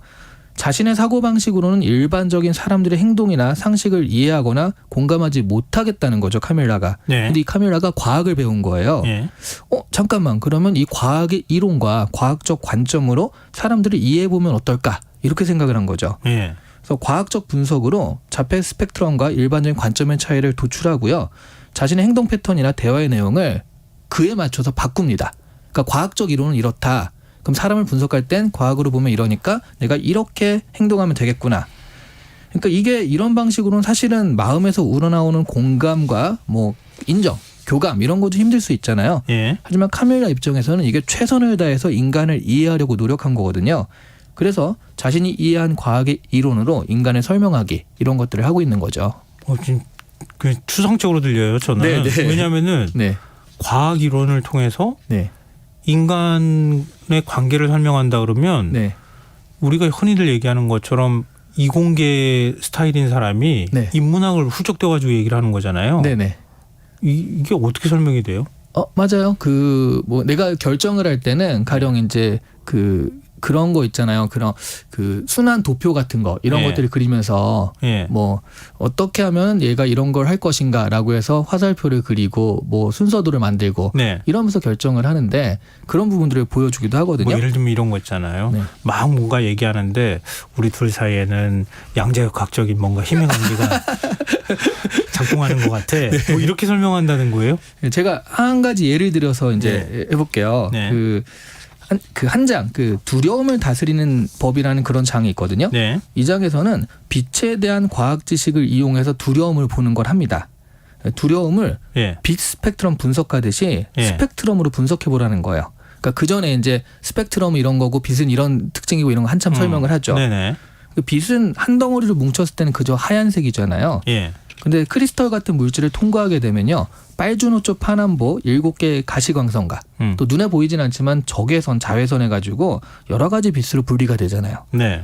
그러니까 이게 빛의 파동 속도를 늦추면 우리는 평소와 달려 빛의 광위와 다양한 색을 볼 수 있게 된다라고 하는 거예요. 근데 이게 공포를 다스리는 법에서 이 얘기가 나온 거거든요. 네. 이 얘기를 설명한 다음에 그래서 나는 공포를 다스릴 때 공포에 대처하기 위해선 똑같이 이렇게 한다라고 얘기를 하죠. 예. 공포 종류를 분명하게 분석하고 인식하면 그에 대한 대응 방법이 다 다를 수 있다라는 거예요. 카밀라는 공포를요. 나만의 프리즘에 통과를 시켜서 파장분리를 시킵니다. 네. 그러니까 공포라도 같은 공포가 아닌 거죠. 예를 들어서 아무래도 이제 자폐 스펙트럼 장애를 가지고 있으니까 타인의 눈을 보고 이야기해야 하는 상황이 공포를 일으킨다라고 한다면 이 공포를 분리시켜서 분석을 하는 거예요. 네. 그래서 뭐 빨간색 장파장에 가까운 공포로는 다른 사람과의 접촉에서 오는 보다 근본적인 공포가 있고요. 그리고 보라색 단파장에 가까운 공포는요. 타인의 눈이 나의 사회적 가면을 뚫고 들어와서 겉모습을 간파하고 내면에 있는 불안의 핵심을 파헤칠 것 같다라는 공포 이렇게 있다라고 일단 공포를 두 가지로 분리를 하는 거예요. 제가 기대했던 거 한 절반 정도 맞고 절반 정도 틀린 느낌이에요. 네. 아까 양자역학 뭐 이렇게 얘기했던 거가 좀 비슷한 느낌을 받게 되는데요. 네. 그런데 그런 얘기를 하잖아요. 어떤 사람은 음악을 들으면 음이 시각적으로 보인다고 얘기를 하잖아요. 네. 약간 좀 그런 느낌이에요. 공포가 그렇죠. 나는 스펙트럼으로 이렇게 분리가 돼서 네. 나에게는 공포가 시각적으로 분리돼서 이해가 돼. 네. 라고 지금 설명하고 있는 것 같거든요. 그렇죠. 근데 이게 시각적으로 분리돼서 하는 건 약간 초감각적인 느낌이라면 네. 이 사람은 이제 그런 것들을 과학적으로 이해를 하는 거죠. 그러면은 나한테는 그게 공포에 대응하는 방법들로 이어질 수 있다. 네. 그래서 공포를 이렇게 분리를 한 다음에 그러니까 그 대응 방법은 뭐냐면 예. 이렇게 두 가지로 분리를 하잖아요. 다른 사람의 눈을 본다는 공포를 이루는 분리를 그 공포를 다시 분리하고요. 거기에 맞춰서 논리를 또 세우는 거예요. 예. 우선 첫 번째 공포. 그러니까 다른 사람과의 접촉 자체가 불안하다라는 그 근본적인 공포는요. 다른 사람과의 접촉이 나를 해치지 않아. 나는 경험적으로 알고 있어. 괜찮을 거야. 네. 라는 식으로 이제 합리화를 하는 거고요. 예. 두 번째 공포. 그러니까 저 사람이 나의 내면을 파헤치려는 것 같아. 라는 그런 느낌이 들 때는 저 사람이 나의 내면을 파헤치려는 의도는 없을 거야. 설사 그런 의도가 있다 하더라도 한 번의 눈 맞춤으로 내면을 파헤치는 것은 불가능한 일이야. 라고 합리화를 하는 겁니다. 네. 그러니까 말하자면 그냥 공포면 그냥 떨리고 무섭잖아요. 네. 이 떨리고 무서운 게 왜 그런지 이유를 찾아내서 거기에 맞춰서 반론을 세우는 거죠. 그래서 공포심을 누그러뜨리는 합리화에 도달할 수 있다. 카밀라는 이렇게 했다라고 얘기를 하는 거예요. 근데 사람하고 눈을 마주칠 때 느껴지는 공포를 네. 이런 식으로 자기 스스로가 분리해내고 네. 그리고 이건 견딜만 해라고 자기 마음속으로 네. 생각한다는 거잖아요. 네. 이런 사람이 과학적 성과도 내고 그러니까요. 책도 출간했다는 건 참 대단한 일인 것 같아요. 그러니까요. 여기에 좀 다른 점이 이런 게 있는 것 같아요. 네. 카밀라가 자폐 스펙트럼 장애를 긍정적으로 생각을 하는 거예요. 본인 스스로가 네. 장애로 인식하지 않는다는 거잖아요. 장애로 인식할 수는 있는데 그런 것들이 나한테 그 장애지만 긍정적인 영향을 미쳤다라고 이제 생각을 하는 건데 예. 뭐 이런 걸 예로 들면은 그러니까 공포를 굉장히 민감하게 여러 자극에서 느끼는 거잖아요. 자폐 스펙트럼 장애는. 예. 그래서 누구보다 불안에 더 시달립니다. 그래서 카밀라는 불안 때문에요. 누구보다 빠르게 불안하니까 공포를 분리하는 일을 빨리 해보는 거예요. 네. 그러면서 다양한 사고와 가능성을 보게 되는 거거든요. 그 가운데는요. 세상을 좀 다른 방식으로 보는 새로운 발상과 색다른 관점에서 영감을 주는 아이디어들이 껴있다라고 하는 겁니다. 그런 과정을 거치면서 카밀라는 자신의 자폐 스펙트럼 장애를 긍정적으로 인정을 하는 거예요. 네. 이러한 생각의 전환을 거치니까 이게 자폐 스펙트럼 장애가 뭐 내가 다른 시각으로 볼 수 있게 해주니까 예. 이거는 차별점이 아닌 단순한 차이점이고요. 그리고 오히려 별남이 아닌 나에겐 특별함이다라고 인식을 하는 거죠. 사실 조그만 어려움과 단점에도 좌절하기 쉬운 우리한테 이 카밀라의 이런 마인드와 생각의 방식은요. 굉장히 많은 시사점을 주는 것 같아요. 뭐 구체적으로 보면 자신이 가진 것, 한계, 단점 이런 것들은 부인하고 무시한다고 해서 없어지는 건 아니잖아요. 그렇죠. 차라리 그런 특성을 인정하고 최대한 그런 점들을 자신이 가진 장점으로 커버하면서 밸런스를 맞춰가며 나아가는 것이 우리가 살아가는 데 필요한 자세가 아닐까 이런 걸 좀 카밀라한테 배울 수 있지 않을까 하네요. 그러네요. 말씀하신 거 들어보니까 어떻게 해야 할지 잘 모르겠어. 이런 네. 얘기들 많이 하잖아요. 네. 나도 극복하고 싶은데 뭐 누구나 다 단점은 있으니까. 네. 근데 그 방법을 모르는 사람한테 네. 새로운 방법이 있을 수 있다는 네. 거를 알려주는 책이 될 것 같아요. 보니까. 자, 공식 질문이죠. 네. 우리가 지금 이 책을 읽어야 하는 이유 마지막으로 정리해 주시죠. 네, 이 책은 과학과 자폐 스펙트럼 장애 그리고 때로는 ADHD의 관점까지 들어가서 인간을 이해를 하는 거거든요. 그러다 보니까 일종의 낯설게 하기 효과가 있습니다. 우리에게 인간의 생각과 행동에 대해서 본질적인 고찰을 하게 만들어요. 네. 내가 그냥 아무 생각 없이 자연스럽게 하는 행동, 그러니까 공포에 대한 대처 뭐 이런 것들도 이런 의미가 있고 이렇게 어려울 수 있구나 이런 거를 알게 되거든요. 네. 이 책을 읽으면 자폐 스펙트럼 장애를 가진 사람을 이해하는 게 아니라요. 우리 자신, 그러니까 인간, 사람들이 맺는 관계, 사회적 관계 이런 것들을 이해하게 되더라고요. 그리고 조금 더 열심히 내 삶에 애정을 가지고 살아야겠구나 하는 그런 생각도 같이 하게 됩니다. 역시 제일 어려운 건 자기를 들여다보는 일인 것 같아요. 맞습니다. 맞습니다. 자, 오늘 주경야도 지금까지 북튜버 이시안 작가와 함께했습니다. 고맙습니다. 네, 감사합니다.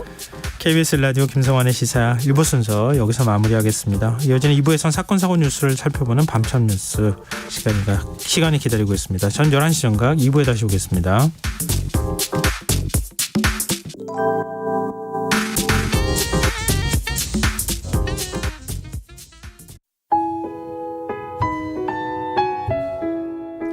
청취자 여러분, 위기가정을 찾아주세요.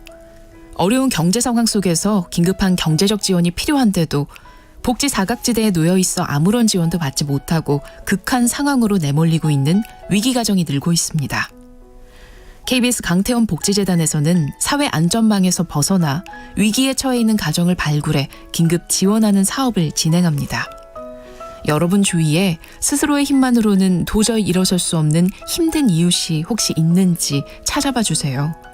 우리 사회의 건강한 구성원으로 신속히 복귀할 수 있도록 KBS 강태원 복지재단이 작은 힘을 보태겠습니다.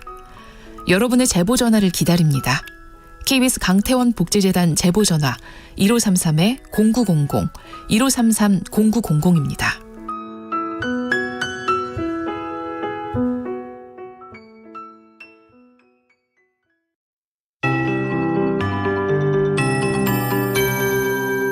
KBS 58분 날씨. 지금 울산과 포항 지역에서 비가 약하게 내리거나 빗방울이 떨어지는 곳이 있습니다. 내일 새벽까지 경북 동해안과 부산, 울산 지역에 비가 조금 내리겠고 내일 늦은 새벽부터 오전 사이에는 영동 지방에서 5mm 미만의 비가 조금 내리는 곳이 있겠습니다.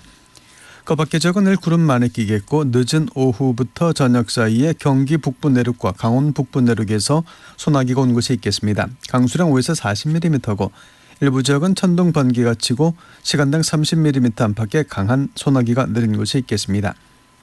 내일 전남 남해안과 경상권 해안, 제주도 지방에서 바람이 순간 풍속 초속 15m 이상으로 강하게 부는 곳이 있겠고 특히 경상권 해안은 초속 20m 이상으로 불 것으로 예상돼 강풍특보가 내려질 가능성이 있습니다. 내일 아침 기온은 서울, 부산 24도가 예상되고 아침까지 전국적으로 안개 낀 곳이 많겠습니다. 낮 최고 기온은 광주 32도, 서울 31도, 대전, 대구, 부산, 제주 30도, 강릉 27도가 예상입니다. 미세먼지 농도는 좋음이나 보통으로 예상입니다. 서울지방 현재 기온 27도, 습도 81%입니다. KBS 58분 날씨 전금매입니다.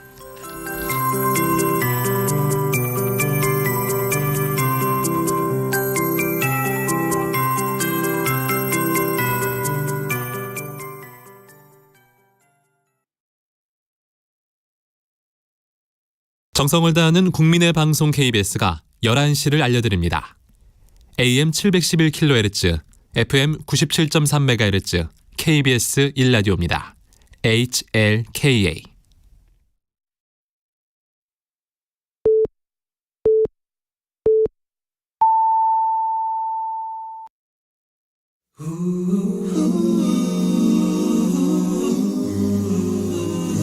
이 밤 그냥 보내긴 아쉬우니까요. 당신의 하루의 끝까지 야무지게 채워드립니다. 당신의 지식 충전소 김성환의 시사야.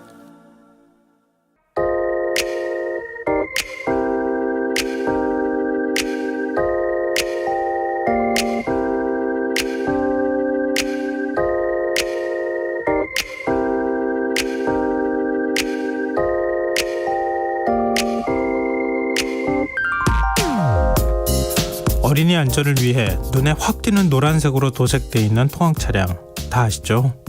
요즘 일선 초등학교에서는 이 노란 버스를 섭외하지 못해 대란이 벌어졌다고 합니다. 관련 기사를 종합하면 사정은 이렇습니다. 18년째 체험학습 업계에 몸담고 있는 남호 씨. 요즘 전화벨 소리만 울려도 심장이 덜컥 내려앉는다고 합니다. 체험학습 예약을 취소해달라는 선생님들의 전화가 끊이지 않는 탓인데요. 지난해 11월부터 잡아둔 9월 첫 주 예약은 일주일 만에 전부 없던 일이 됐고 나머지 예약도 보류 통보를 받았다고 합니다. 손수건 염색, 미니 운동회 등 체험 프로그램 준비에 쓴 돈 6천만 원을 고스란히 허공에 날릴 처지입니다. 왜 이런 일이 벌어졌을까요? 발단은 교육부가 지난 7월 일선 초등학교에 내려보낸 공문 한 장이었습니다. 13세 미만 어린이가 현장 체험학습을 위해 이동할 때는 반드시 노란 버스만 이용하라는 내용이었습니다. 법제처가 지난해 체험학습용 이동도 도로교통법에 적용되는 통학에 해당된다는 유권 해석을 내놨고 경찰이 7월부터 단속에 나서겠다고 교육부에 통보하면서 벌어진 일이었습니다. 문제는 노란 버스가 턱없이 부족하다는 사실입니다. 초등학교가 체험학습으로 이미 예약한 전세버스는 5만 대인데 전국에 등록되어 있는 노란 버스는 6,900여 대에 불과하다고 합니다. 노란 버스를 수비할 수 없게 된 일선 초등학교가 체험학습을 줄줄이 취소하는 이유, 이제 이해하실 수 있겠죠. 경찰청이 뒤늦게 단속 대신 홍보 계도만 하겠다고 태도를 바꿨지만 이건 임시 방편에 불과합니다. 버스 업계는 저출산으로 초등학생 수가 줄어드는 상황이라 노란 버스를 더 이상 늘릴 수 없다는 입장입니다. 대당 최소 450만 원인 개조 비용과 적자 보전을 약속한다면 또 모르지만 교육당국이 허둥지둥하는 사이 전세버스를 이용했다 안전사고가 날 경우 뒤따를 문책을 우려해 일선 학교들은 체험학습을 포기하고 업체들은 발을 동동 구르는 일은 계속될 수밖에 없을 겁니다. 오늘 전국의 교사들이 보다 실질적인 교권보호 대책 마련을 요구하며 공교육 멈춤의 날에 동참했는데요. 일선 학교와 교사들이 처한 현실과 교육당국의 대처가 겉도는 이유, 이 노란 버스만 봐도 대략 짐작할 수 있을 것 같지 않으신가요? 지금까지 오늘의 발견이었습니다.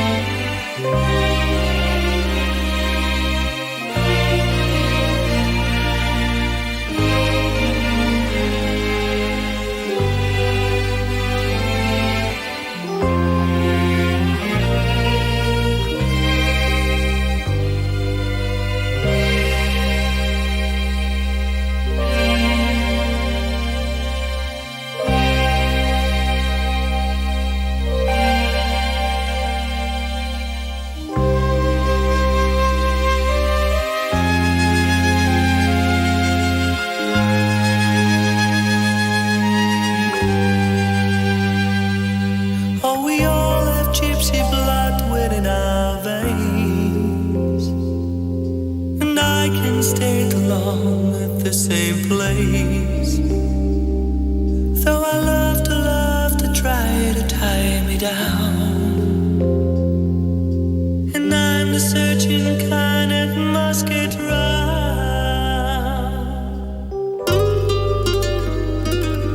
I have been to every corner of the world, found the passion of so many different girls. I enjoy the sight of Paris in the spring.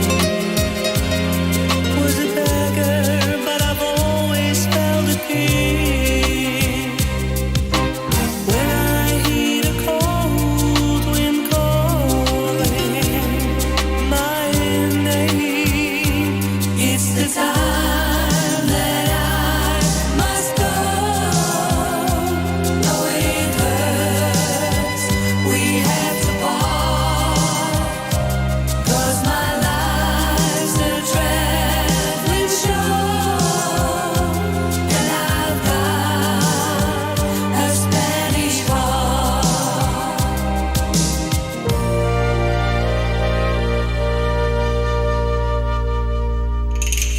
We all got a master plan that guides us. We all have a heart that leads the way. We all have our dreams, memories of yesterday.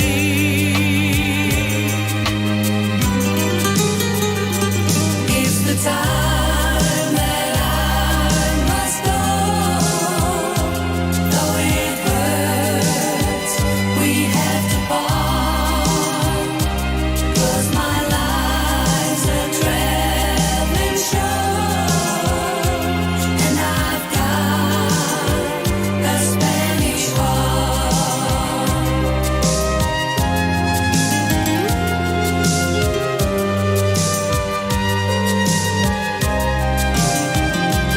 'Cause my life's a traveling show, and I've got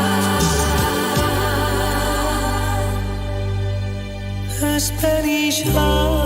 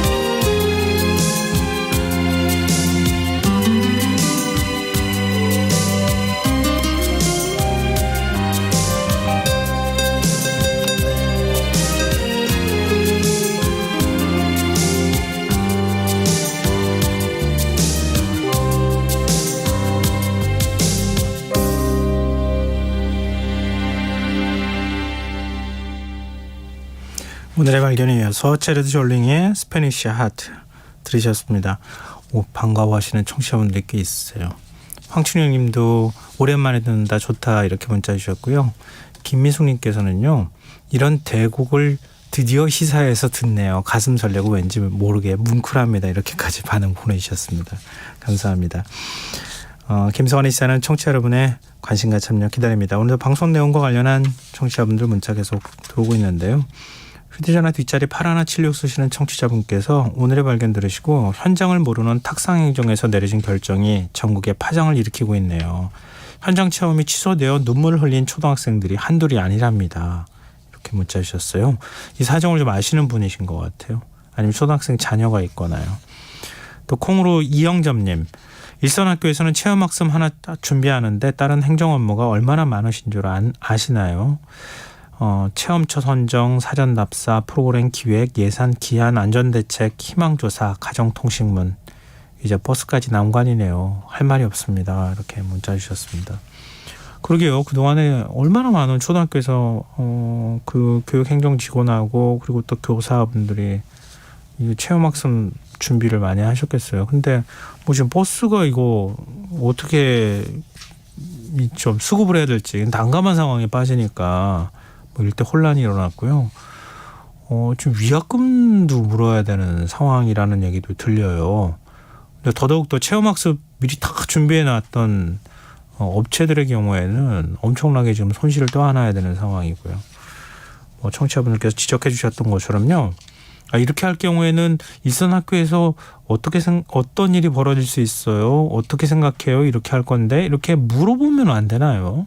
한번 물어보고 결정하면 안 되는 건가요? 그렇게 했더라면은 이런 혼란은 벌어지지 않았을 것 같거든요.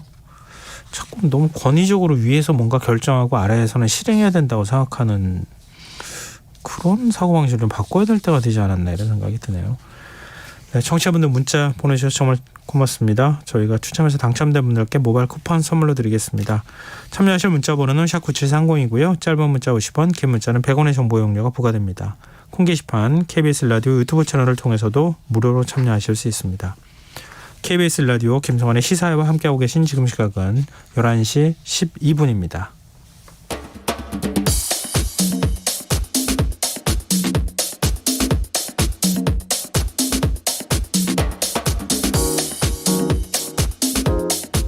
오늘 일어난 세상 곳곳의 소식들 당일 배송으로 전해드립니다. 밤참뉴스 이현경 뉴스캐스터 함께하겠습니다. 안녕하세요. 네, 안녕하세요.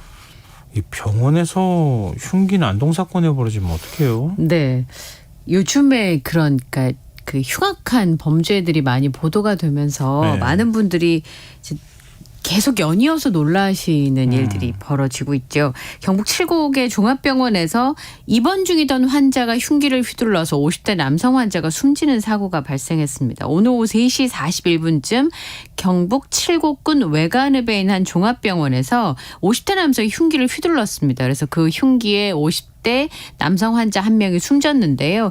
이 남성이 병원 6층에 있는 정신병동에 입원 중인 환자인 것으로 알려졌는데 네. 경찰에서 설명한 걸 들어보면 병실 간에 있던 환자들끼리 다툼이 나면서 남성이 흉기를 휘두른 것으로 보고 있습니다. 이 가해한 남성은 알코올 중독으로 스스로 병원에 입원한 것으로 확인이 됐고요. 네. 범행 후에 출동한 경찰에게 이 남성은 잡혔습니다. 이 병동이 폐쇄병동이 아닌 탓에 그럼 마음대로 다닐 수 있었던 거예요? 네, 그리고 특히나 이제 소지품 검사, 특히 흉기를 소지하고 있을 때 소지품 검사가 까다롭지 않았던 것으로 전해지고 있는데요. 알코올 의존증이 있는 사람들이 스스로 이제 치료해 보려고 찾아가는, 그래서 입원하는 경우가 많은 그런 병원이라고 합니다. 목격자와 병원 관계자를 상대로 해서 정확한 사건 경위를 조사하고 있습니다. 이거 참 병원에서까지 치료받으러 가서 이렇게 사망하게 되면 이게 얼마나 억장이 무너질 일입니까? 다음 뉴스로 가보겠습니다. 서울 초등학교 사망교사 49제였었잖아요. 네. 많은 교사들이 집단행동을 하기도 하고 했었는데 그런 가운데 제주에서 안타까운 소식이 전해졌어요. 중학교 교장 선생님이셨던 제주도교육청 과장이 숨진 채 발견이 됐는데 네. 귀가를 안 하니까 가족들이 이제 경찰에 실종 신고를 한 상태였어요. 오늘 오전 8시 7분경에 제주 서귀포시 법한포구에 있는 차량에서 숨진 채 발견이 됐습니다. 네. 극단적인 선택을 한 것으로 추정을 하고 있고요. 현장에서 유서가 발견되진 않았습니다. 잠깐 말씀드린 것처럼 도내 모 중학교 교장 선생님으로 근무를 하시다가 네. 이달 1일자로 도교육청에 학교 교육 담당 부서과장으로 부임을 했습니다. 그리고 그 이전에는요. 올해 2월 1일부터 8월 31일까지는 제주교총 회장을 역임하게 됐다고 해요. 이일날 전화가 와가지고 교총을 잘 부탁한다라고 하셔서 걱정하지 마시라. 교총 관계자가 파이팅 하시라 이렇게 위로의 말씀을 전해드렸었는데 그게 이제 갑작스럽게 마지막 통화가 된 셈이 됐습니다. 지역 교육계 유력 인사라고도 볼 수 있을 것 같은데. 교권 보호나 교원들의 전문성이나 복지 향상을 위해서 일을 하셨던 분이라고 볼 수 있는데 9월 1일자로 제주도교육청의 과장 발령을 받으면서 회장직을 사임하게 된 거라고 하는데요. 또 하나는 오늘 말씀하신 것처럼 서울초등학교 사망교사의 49제이기도 하고 최근에 교사들의 극단적인 극단적인 선택을 했다는 소식들이 많이 들리고 있는 상황이기 때문에 네. 사실은 이제 교육계에 근무하시는 분들은 굉장히 참담한 마음을 금할 수가 없지 않을까 싶습니다. 일단 왜 사망에 이르게 됐는지 철저하게 좀 수사를 해봐야 될 필요가 있지 않을까 싶은데요. 근데 최근 나흘 동안 3명의 교사가 잇따라 숨지는 일이 발생하지 않았습니까? 이게 이제 또 9월 오늘 이제 공교육 멈춤의 날을 앞두고 이런 일들이 연달아 벌어졌잖아요. 지난달 31일에 서울 양천구의 한 초등학교 교사가 경기 고양시 아파트에서 또 9월 1일에는 전북 군산의 초등학교 교사가 스스로 목숨을 끊은 채 발견이 됐고요. 네. 어제는 경기도 용인의 한 고등학교 교사가 청계산 등산로에서 숨진 채 발견이 되기도 했습니다. 근데 지금 이 굉장한 스트레스에 시달렸다. 이런 주장이 제기되고 있어요. 네, 물론 이건 이제 사실관계를 파악해 봐야 되는 상황이긴 합니다만 고향의 한 아파트에서 숨진 채 발견된 초등학교 교사는 평소에 육아랑 일을 병행하는 걸 굉장히 힘들어했고 그걸로 인한 우울감을 호소한 것으로 파악이 되고 있는데요. 경찰청에서 발표한 내용을 보면 8월 31일 오후 7시 24분쯤에 아파트에서 30대 여성이 투신한 것을 발견했습니다. 네. 심폐소생술을 했고요. 병원으로 옮겼습니다만 결국 사망했는데 유서는 발견되지 않았고 지금까지 혐의점으로 확인된 건 없습니다. 올해 14년 차 교사이고요. 초등학교 6학년 담임 선생님을 맡고 있는데 유족들 설명은 아이와 이제 그 아이를 가르치는 일, 양육하는 일하고 일을 병행을 하면서 굉장히 힘들어했다는 취지의 진술이 유족으로부터 나왔고요. 장례식장을 찾은 취재진들한테도 평소 학교에서 야근도 많고 업무 스트레스를 많이 받아왔다고 밝혔다고 합니다. 생활부장을 맡으면서 잡무가 굉장히 많아서 야근을 이제 종종 했던 것으로 전해지고 있는데 사망 경위를 밝히려면 이제 휴대전화 안에 내역들을 좀 확인을 해봐야 되는데 비밀번호 패턴 푸는데 시간이 좀 걸리고 있는 것으로 전해지고 있고요. 실제로 이제 같은 학교에 근무하셨던 동료 교사들에게 민원 관련한 이유로 학부모들에게 혹시 시달려서 스트레스를 받았는지 조사를 하고 있는데 아직까지 진술이 나오고 있는 상황은 아닙니다. 또 군산에서 투신해 숨진 초등학교 교사의 경우에는 과도한 업무가 사망의 원인이 됐을 수 있다라고 하는 주장이 나왔는데요. 이 교사도 6학년 담임이었습니다.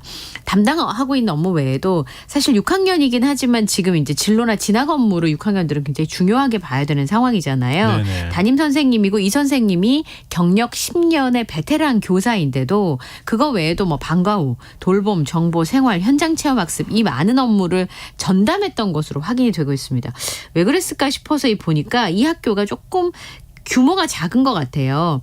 소규모 학교고 교장을 제외하고는 전교사 3명에 강사 2명으로 구성이 되어 있는 굉장히 작은 학교이다 보니까 실제로 업무를 담당하는 분야들이 많을 수밖에 없는 거예요. 교장 선생님하고 전교사 외에 강사 2명을 제외한 3명이서 이 보통 학교에서 하는 업무들을 다 나눠서 해야 되는 거잖아요. 그러다 보니까 업무량이 좀 많았을 것으로 추정이 되고 있고요. 그리고 이제 보통 6학년 담임 선생님들은 업무 배려를 좀 받는데 이 학교는 아마 작아서 꽤 어렵지 않았나 싶은 생각이 듭니다. 그리고 동료 교사에게 이 교사가 나름 10년 차인데 요즘처럼 학교 생활이 힘들기는 처음이다. 학교 일로 스트레스를 받아본 것도 처음이다. 이런 문자 메시지를 보냈다고 합니다. 그 숨지기 전날 회식 자리가 있었는데 이 선생님이 너무 힘들어서 위로 차원에서 만든 자리였는데 거기도 참석을 하지 못했다고 하네요. 그리고 어제 청계산에서 숨진 채 발견된 고등학교 교사 정년을 1년 앞둔 상황이었다고요? 그러니까 무슨 일이었을까? 도대체 무슨 일이기에 이렇게 침통한 선택을 할 수밖에 없었을까? 근데 굉장히 공교로운 상황이었던 게 34년간 교직을 지켜온 분이었어요. 경찰 조사를 받아야 된다라는 게 교사에게 자존심으로 큰 상처가 됐다라는 유족의 이야기가 나왔습니다. 이 학교에 근무하는 60대 체육교사인데요. 그 메모가 발견된 게 3일 오전입니다. 경기도 등산로에서 불과 정년을 한 달 앞두고 있는 상황이었는데 현장에서 이제 유서가 발견됐는데 가족한테 남기는 메시지가 적혀져 있었고요. 실제로 유족들의 얘기를 들어보면 최근에 학교에서 사고가 있었는데 그것 때문에 때문에 굉장히 스트레스를 많이 받았다는 겁니다. 이 교사가 이 아파가지고 잠깐 수업 시간에 자리를 비웠는데 그 자리를 비운 사이에 학생이 크게 눈을 다치는 사고가 있었던 거예요. 그날 이제 장염이 있어가지고 수업을 하다가 잠깐 화장실을 여러 번 왔다 갔다 하면서 자리를 비웠는데 네. 학생 한 명이 다른 학생이 찬 풋볼공에 맞아서 네. 왼쪽 눈을 아주 크게 다쳤던 모양입니다. 그래서 이 사고와 관련돼서 피해 학생 측으로부터 고소를 당했는데 경찰에서 고소장을 접수를 했고 출석 일정을 이 교사와 조율 중인 상황이었는데 정식 조사가 이루어지기 전에 사망한 채 발견된 거였습니다. 학부모 하기 때문에 학교에서 경고 조치를 이미 받은 상황이고요. 국민신문고와 교육청에서도 항의가 올라갔던 것으로 알고 있다고 합니다. 본인이 이제 아파서 화장실을 간 거긴 하지만 그것 때문에 굉장히 괴로워했던 것으로 전해지고 있는데요. 실제로는 그 다친 학생 학부모 요청 때문에 경기도 교육청에서 감사를 받고 있었던 것으로 전해지고 있습니다. 이게 교사들한테 참 정말 이 본인이 잠깐 비우는 사이에 사고가 나면은 그게 다 교사 책임으로 가는 이런 상황이 되는 건데 굉장한 스트레스였을 것 같아 보이네요. 지금도 말씀 심리적으로는 들어보니까. 굉장히 압박이 됐던 것으로 보입니다. 근데 그 155님께서요. 청취자분께서 군산 그 초등학교 교사는 제 딸이 기간제로 있을 때 잘하는 교사라 슬픔이 더하다 이렇게 문자를 주셨고요. 인천에 근무하는 제 딸도 날마다 스트레스에 하루하루가 힘들다고 합니다라고 네. 문자를 저한테 주셨습니다. 그런 사정이나 아마 교사로 따님도 교사로 지금 생활하고 있는 네. 것 같은데 얘기를 많이 들으신 것 같습니다. 이런 부분에 대해서 우리 사회가 참 무심했던 거 아닌가 이걸 다시 한번 되돌아보게 됩니다. 네, 그렇습니다. 네. 다음 뉴스로 넘어가 보겠습니다. 서울시가 마포구 상암동에 쓰레기 소각장을 건립하기로 결정을 했네요. 주민들이 서울시에서. 그동안에 상당히 반발이 있었는데. 그렇죠. 네. 그러니까 서울시에서 상암동에 쓰레기 소각장을 신설하기로 확정한 지 닷새 만에 마포구청장이 반대 기자회견을 열었습니다. 전쟁도 불사하기는 각오다라면서 시의 결정을 철회해달라고 촉구하고 있는 상황인데요. 마포구 주장은 이런 얘기입니다. 소각장을 굳이 안 만들어도 된다. 새로 쓰레기를 줄이거나 기존의 소각장 성능을 높여서 문제를 해결할 수 있다. 이게 마포구의 주장입니다. 하지만 서울시 주장은 지금 상황이 쓰레기를 좀 줄인다고 해서 이 문제가 해결될 수는 없다라고 입장을 밝히고 있는데요. 네. 서울에서 나오는 쓰레기 발생량이 하루 3,000여 톤이랍니다. 2,100여 톤은 서울 소각장에서 태우고 나머지는 인천 매립지로 보내는데 네. 3년 전부터 직매립이 막혀서 이를 직접 처리해야 되는 상황이 벌어진 거잖아요. 안 받겠다고 한 거잖아요. 예, 1,000톤 가까이를 상암동의 쓰레기장에 소각장을 새로 만들어서 새로 처리해야 된다라고 서울시가 최종적으로 결정을 했습니다. 근데 마포구의 대안은 뭐냐면 쓰레기 소각장을 새로 만들지 말고 쓰레기 봉투, 종량제 봉투 지금 쓰고 있잖아요. 네. 그걸 없애고 네. 이 쓰레기 봉투를 선별해서 최종 소각 대상 폐기물을 줄이는 설비를 도입을 하고 또 태우지 않는 폐기물이 나오는 데는 이를 처리할 방법이 없다 이렇게 지적을 하고 있는데요. 소각장 신설을 이제 서울시에서는 확고하게 결정한 상황이고 그러면 이제 마포구 주민들하고 얘기를 해보겠다라는 입장을 계속 밝히고 있는데 네. 마포구에서 지금 감사원에 감사 청구를 했습니다. 주민들도 행정소송이나 집회를 불사하겠다는 입장이기 때문에 당분간 갈등이 굉장히 커질 것 같아요. 그러니까 마포구에 특히 이제 상암동에 네. 쓰레기 소각 시설이 있으니까 그렇죠. 소각장이 있는데 더 큰 용량의 소각장이 더 들어온다고 하니까 왜 우리만 그 감당해야 그럼요. 되느냐. 예. 이런 반발이 있는 건데 이 주민 설득을 어떻게 할 것이냐 이것도 좀 관건이 될 것 네. 같네요.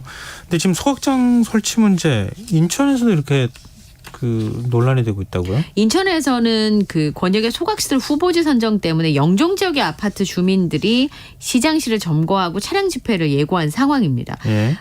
6월에 용역기관에서 예비 후보지 11곳을 선정을 했는데 그중에서 6곳을 배제하고 5군데를 압축을 해서 의결을 했어요. 그런데 알고 보니까 이 5곳이 모두 다 영종 지역에 위치한 곳이었던 거죠. 네. 그래서 이제 논란이 되고 있는데요.